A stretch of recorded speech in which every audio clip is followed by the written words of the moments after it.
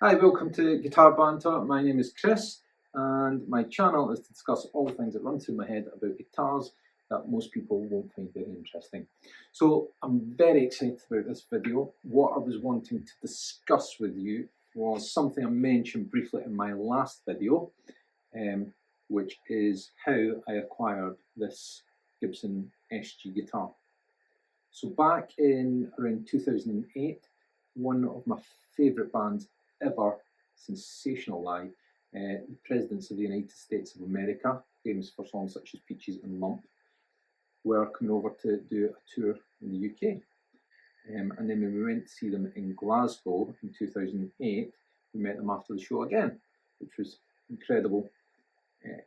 One of the things that came out of that was I'd been having a discussion with their guitarist, Andrew McKegg, and he shared some unfortunate news that in their travels, his Gibson SG had been rather poorly handled by some airport staff and the headstock had cracked in it.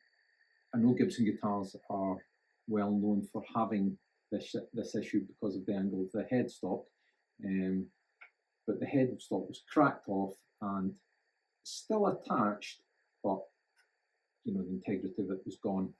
So he actually offered to sell me the guitar for a very, very, very low price, which I absolutely bit his hand off to buy because I'm such a big fan of the band, and also because I knew, as he suggested, a bit of glue in the headstock and this will be nearly good as new. So I took it to a luthier in Edinburgh in Scotland and he did a fantastic job of gluing it back on. You can still see the hairline crack,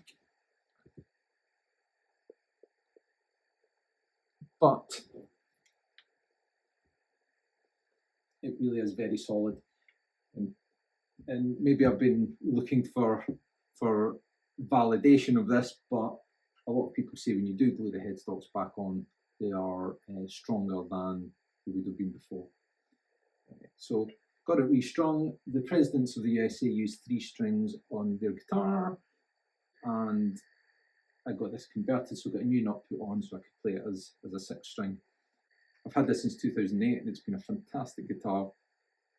Love the colour.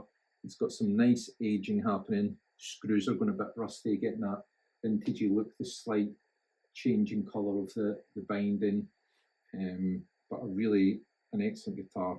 Also the fact it's been toured around the world and played on some of my favourite songs by one of my favourite bands really just makes this a very, very special guitar for me, and I feel very lucky to have it. So it sits out on my guitar rack, and every time I walk past it puts a smile on my face. So yeah, I just wanted to share that story with you, and yeah, I'll be talking about some of my other guitars and random thoughts in my next videos.